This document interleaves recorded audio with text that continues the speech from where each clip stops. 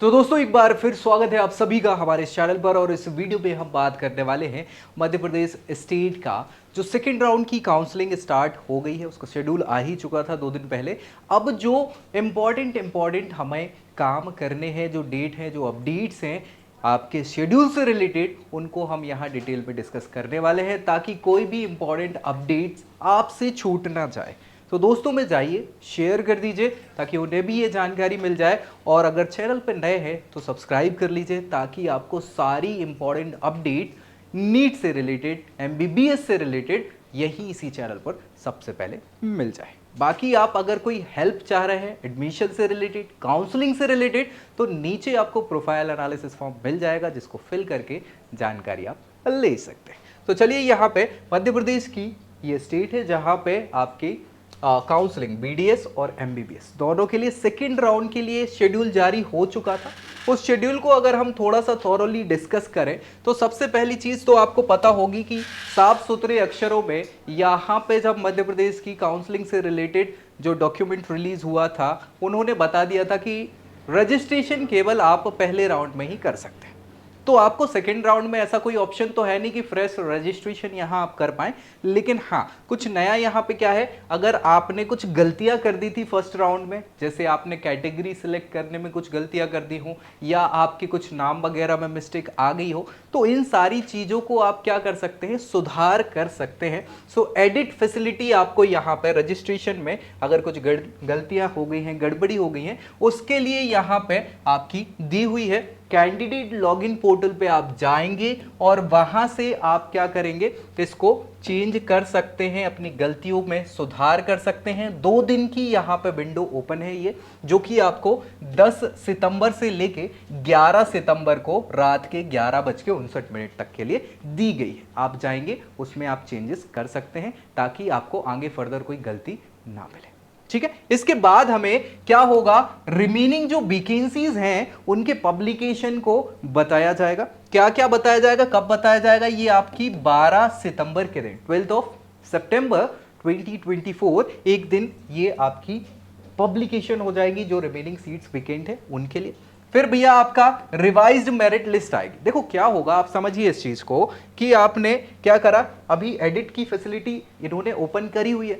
सो बहुत सारे ऐसे कैंडिडेट होंगे जिन्होंने हो सकता है अपनी कैटेगरी गलत कर दी हो, एससी की जगह एसटी कर दी हो, कोई कोटा गलत चुन लिया हो। तो जब वो एडिट करेंगे ना, तो वो फिर से नई एक मेरिट लिस्ट बनेगी। तो यहां इसीलिए ये है publication of revised merit list and eligibility candidate list for second round. ठीक है, कौन कौन से एलिजिबल होंगे कैंडिडेट, उनके लिए ये 12 तारीख को ही शो हो जाएगी। दोनों चीजें आपको दिख जाएंगी, वैकेंसी दिख जाएंगी और उसके बाद मेरिट लिस्ट आपको मिल जाएगी। फाइनली फिर इधर पे आप क्या कर सकते हैं, जैसे ही आपको ये सारी चीजें क्लियर हो जाएंगी कि भाई वैकेंसी कितनी है, कौन कौन सी सीट बची हैं और क्या मेरिट लिस्ट होने वाली है, तो उन सभी कैंडिडेट को फिर से फ्रेश चॉइस फिलिंग करने का ऑप्शन मिल जाने वाला है। आप क्या कर सकते हैं, फ्रेश चॉइस फिलिंग कर सकते हैं, साथ ही साथ चॉइस लॉक कर सकते हैं सेकेंड राउंड के लिए। ठीक है, एक चीज याद रखिएगा, ये कंपलसरी है सभी कैंडिडेट के लिए जिन्होंने पार्टिसिपेट किया है सेकेंड राउंड के लिए। ठीक है भाई, यहां पे याद रखिएगा वो सभी कैंडिडेट जो हैं फर्स्ट राउंड में जिन्होंने अपग्रेड करने के लिए डाला था वो भी यहाँ इंक्लूड रहेंगे, तो उनको भी कंपलसरी यहाँ पे क्या करना है, आपको चॉइस लॉकिंग करना है ना, और चॉइस फिल करनी है। फ्रेश अगर जरूरत पड़ती है तो कर सकते हैं।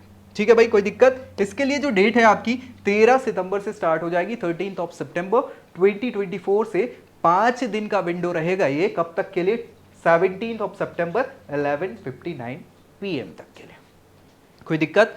इसके अलावा फिर हम आगे बढ़ें तो आगे अपने को जो काम मिलने वाला है, देखो यार एक चीज और मैं क्लियर कर दूं, जैसे मान लीजिए चॉइस फिलिंग आप करना चाह रहे हैं और आपको आइडिया ही नहीं है कि यार क्या करना है, जैसे आप एमपी स्टेट से बिलोंग करते हैं तब तो बहुत अच्छी बात है, अदरवाइज अगर बाहर से हैं, एमपी की स्टेट से नहीं है, तो आपको यहाँ के अच्छे कॉलेज कौन से हैं, क्या प्रेफरेंसेस होनी चाहिए, ये जानकारी अगर नहीं है, तो इसके लिए हमने आपके लिए एक टूल भी बनाया हुआ है जिसको जाके आप क्या कर सकते हैं, अवेल कर सकते हैं। आपको करना कुछ नहीं है, आपको गूगल पे जाना है और यहाँ स्टूडेंट खबरी सर्च कर देना है।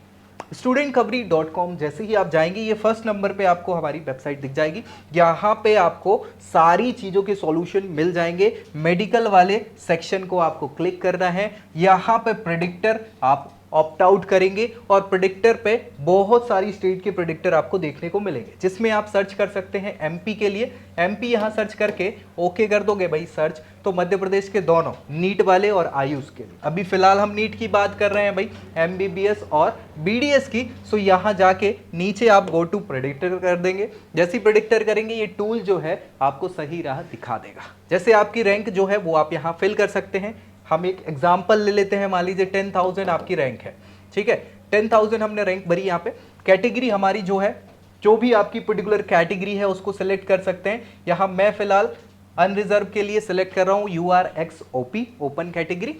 राउंड्स आपके जो हैं वो दूसरा राउंड यहाँ पे स्टार्ट हो रहा है, सेकंड राउंड के लिए आप यहाँ पे क्लिक कर लेंगे। इसके अलावा आपके जो कोर्सेस हैं, अगर आप MBBS चेक कर रहे हैं तो MBBS सिलेक्ट करेंगे, BDS ले रहे हैं या देख रहे हैं तो BDS सिलेक्ट करेंगे, और दोनों देख रहे हैं तो कुछ सिलेक्ट मत करिए, कोई दिक्कत नहीं है, ठीक है भाई। चलिए, एग्जाम हमारा क्या था, नीट ही था, ये हो गया, और यहाँ हमें प्रेडिक्ट कर देना है। जैसे ही हम प्रेडिक्ट करेंगे हमारे पास ये ऑप्शंस दिख जाएंगे, हमें कौन कौन से कॉलेज यहाँ पे इस रैंक पे मिल रहे हैं, क्या क्या सारी चीज़ें हैं। तो एक तो आइडिया आपको हो जाएगा बहुत अच्छे से कि हमारी इस रैंक पे हमें क्या क्या ऑप्शंस अवेलेबल होने वाले हैं। अब चूंकि हमें करनी तो चॉइस फिलिंग है, क्योंकि एक गलत कॉलेज अगर हमने चूज कर लिया तो पैसा तो जाएगा, टाइम भी जाएगा, और फ्यूचर की गारंटी नहीं हो जाएगी। तो इसलिए हमें क्या करना है, हमने आपके लिए क्या करके रखा हुआ है, यहीं पे चॉइस फिलिंग टूल भी बना के रखा हुआ है। चॉइस फिलिंग टूल के लिए क्या करना है आपको, चॉइस फिलिंग वाले सेक्शन पे जाएंगे, यहाँ फिर से अगेन एमपी सिलेक्ट कर लेंगे। एमपी जैसे ही सिलेक्ट करेंगे तो एमपी वाला आपका चॉइस फिलिंग टूल दिख जाएगा, एमपी नीट क्लिक करेंगे, इसको स्क्रॉल डाउन करेंगे तो आपको ये टूल है, गो टू टूल पे जाना है और यहाँ अगेन अपनी रैंक फिल कर दीजिए। चलिए मान लीजिए यहाँ अपन बढ़ा के कुछ भी कर दे, 50,000 कर देते हैं, चलो ठीक है, 50,000 आपकी ये रैंक है। यहाँ पे कैटेगरी आपकी जो है वो सिलेक्ट कर लीजिए, जो भी है। मैं यहाँ एज ए एग्जांपल अनरिजर्व के लिए सिलेक्ट कर रहा हूँ, आपकी जो रहे SC ST OBC जैसी EWS वो आप सिलेक्ट यहाँ कर सकते हैं, ठीक है। एग्जाम हमारा नीट ही है। कोटा आप अगर होम स्टेट से बिलोंग करते हैं तो HS करेंगे, और ऑल इंडिया से करते हैं तो AI कर देंगे, ऑल इंडिया कर देंगे, ठीक है। तो आप देख लीजिए जैसा है, और जनरेट कर देंगे चॉइस फिलिंग। जैसे ही करेंगे तो ये ऑप्शंस आपको देखने को मिलेंगे, बहुत सारे ऑप्शन हैं यहाँ पे जो आपको मिल सकते हैं। अब लेकिन हमें तो पता नहीं है ना भाई, हमने कुछ भी यहाँ पे सिलेक्ट कर लिया तो हमें आइडिया है नहीं, तो इसके लिए क्या करें, आपकी इस समस्या का समाधान क्या है, सिलेक्ट यूजिंग AI। इस पर क्लिक किया तो ये AI आपका काम बड़ा आसान कर देगा, सिलेक्ट कर देगा, और जैसे ये सिलेक्ट होंगे अपन ने व्यू कर लिए। व्यू करें तो यहाँ आपको क्या है, ऑप्शन दिखेंगे दो कलर में, एक तो लाल कलर में, लाल तो खतरे का निशान है ही, ऑब्वियस सी बात है, आप लोगों को लगाव होगा, डॉक्टर से आप, लेकिन अगेन ये वाले आपको कॉलेज नहीं मिलेंगे क्योंकि आपकी रैंक के पर है। यहाँ पे ग्रीन कलर वाले जो ऑप्शन दिखेंगे वो आपके रैंक में आपको 99% मिलने के चांसेस हैं, तो भैया उनको अपने को क्या करना है, अब यहाँ पे सिलेक्ट करना है। सिलेक्ट कैसे करना है, फिल करना है, तो हमें अपनी प्रेफरेंसेस देखना है, ऊपर हम किसको रख सकते हैं, नीचे किसको रख सकते हैं। उसके लिए क्या करना है, यहाँ पे अब मान लीजिए मुझे नहीं पता कि कौन सी क्या यहाँ पे कॉलेज बेहतर है मेरे लिए, है ना। यहाँ दिखा रहा है श्रीमंत राजमाता विजया राजे सिंधिया मेडिकल कॉलेज शिवपुरी। हमें लगा कि यार ये कॉलेज ऐसा है कि इसको और ऊपर रख सकते हैं, अपन ने ऊपर रख दिया। अब ऊपर रख दिया, हमें नहीं पता था ना, तो यहाँ पे ये टूल आपको बता देगा कि भाई साहब गलती कर रहे हो आप। क्या गलती कर रहे हो कि ये नीचे होना चाहिए था, this college should be further below. तो ये काम भी आपका हो जाएगा। अगर कुछ गलती आपसे हो रही है ना, तो ये टूल आपको गलती सुधारने का मौका दे देगा, और बस फिर इसको ऑटोमेटिक सॉर्ट कर लीजिए। सॉर्ट करके आपको क्या करना है, सेव कर लीजिए इस लिस्ट को। जैसे ही आप लिस्ट सेव करेंगे, यही पूरा पैटर्न आपको आपके कैंडिडेट पोर्टल पे भी जो ऑप्शन आएंगे यही आने वाले, तो उस हिसाब से अपनी प्रेफरेंसेस आप भर सकते हो और एक अच्छा कॉलेज आप चुन सकते हैं, ठीक है भाई। तो इसके लिए क्या है, आपको बता दिया है ऑप्शन, जाओ जल्दी इसको अवेल कर लो। बाकी अपने लिए बेस्ट पर्सनली आप काउंसलिंग की चाह रहे हैं या जानकारी चाह रहे हैं, तो नीचे प्रोफाइल एनालिसिस फॉर्म है, उसको फिल कर दीजिए, लिंक के द्वारा भी आप डायरेक्ट कॉन्टेक्ट कर सकते हैं। चलिए फिलहाल हम आ जाते हैं यहाँ पे अगली चीज को लेके कि भाई इसके बाद हमें क्या करना है। हमने चॉइस फिलिंग वगैरह कर दी, अब चॉइस फिलिंग कर दी, तो उसके बाद हमारे पास ऑप्शन क्या है, सेकेंड राउंड का अलॉटमेंट आएगा। अलॉटमेंट आएगा आपका 20 सितंबर को, 20 सितंबर 2024। उसके बाद फिर हमें क्या करना है, आगे की प्रक्रिया करना है। जैसे मिल जाएगा तो अलॉटेड कॉलेज में रिपोर्ट करेंगे, है ना, रिपोर्टिंग एट अलॉटेड मेडिकल और dental college in person of document verification and admission. तो इसके लिए आपको जो विंडो है वो 5 दिन की दी हुई है, 22 सितंबर से 26 सितंबर के रात के 6 बज के रात के शाम के 6 बजे तक। ठीक है। उसके बाद फिर भैया हमने बिलिंगनेस देनी है अपनी, upgradation for mop up round bye admitted candidate for second round and candidate of first round who opt upgradation in second round through candidate login.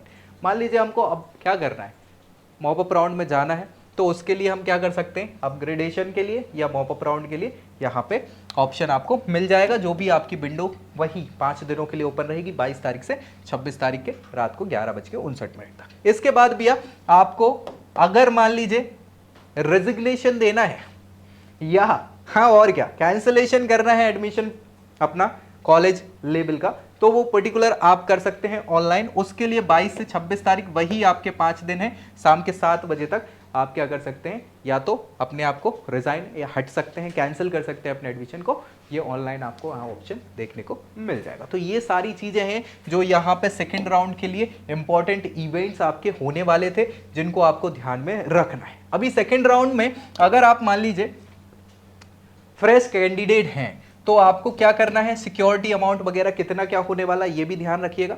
Fresh candidate के लिए क्या है भाई, प्राइवेट कॉलेज अगर आप ऑप्ट कर रहे हैं तो उसके लिए 1 लाख रुपए का सिक्योरिटी डिपॉजिट आपको करना पड़ेगा। इसके अलावा अगर गवर्नमेंट कॉलेज चूज कर रहे हैं तो आप अनरिजर्व कैटेगरी से हैं तो 10,000 रुपए, और SC ST OBC कैटेगरी से तो 5,000 रुपए का आपको सिक्योरिटी डिपॉजिट लगने वाला है। ठीक है। इसके अलावा अगर आप अपग्रेड करना चाह रहे हैं तो अपग्रेड करने के लिए आपको सिक्योरिटी डिपॉजिट जो लगेगा वो प्राइवेट कॉलेज के लिए लगने वाला है 70 के 70,000 रुपए, और वहीं गवर्नमेंट इंस्टीट्यूशन के लिए कोई भी अमाउंट आपको पे नहीं करना होगा। तो इन चीज़ों को भी ध्यान रखना है ताकि कुछ गलतियां हमसे ना हो। प्रॉपर ये चीज़ें आपको बहुत अच्छे से ध्यान रखनी है। और आखिरी चीज़ और हम यहाँ डिस्कस कर लेते हैं मॉप अप राउंड के लिए। मॉप अप राउंड की काउंसलिंग अगर आप करेंगे तो उसमें सिक्योरिटी डिपॉजिट जो है अगर कोई फ्रेश कैंडिडेट आता है तो 2 लाख रुपए का होने वाला है, और वो स्टूडेंट जिन्होंने पहले से ही 1 लाख रुपए सबमिट कर चुके हैं उनको रिमेनिंग 1 लाख रुपए जमा करने होंगे। तो ये सारी चीजें हैं पैसे से रिलेटेड, सिक्योरिटी अमाउंट से रिलेटेड, डेट से रिलेटेड, सारी चीजों से रिलेटेड। बाकी कोई समस्या आ रही है तो बस हेल्पलाइन के लिए ये स्कैनर है जिसको स्कैन करके जानकारी आप ले सकते हैं, या फिर टूल वगैरह जो है उसके लिए भी नीचे लिंक आपको सारी चीजें दी ही हुई हैं। तो अब कुछ डाउट बचता है तो नीचे कमेंट करिए, बाकी कांटेक्ट करने के लिए नीचे लिंक दी ही हुई है, टूल आपको डायरेक्ट बता दिया है, इनका इस्तेमाल करिए और अपने लिए एक अच्छा फ्यूचर ऑप्ट करिए। तो मिलेंगे अगली वीडियो में अगली जानकारी के साथ, तब तक के लिए जय Hind. I hope you like this video. For more such videos, keep watching our channel and do not forget to like, share and subscribe.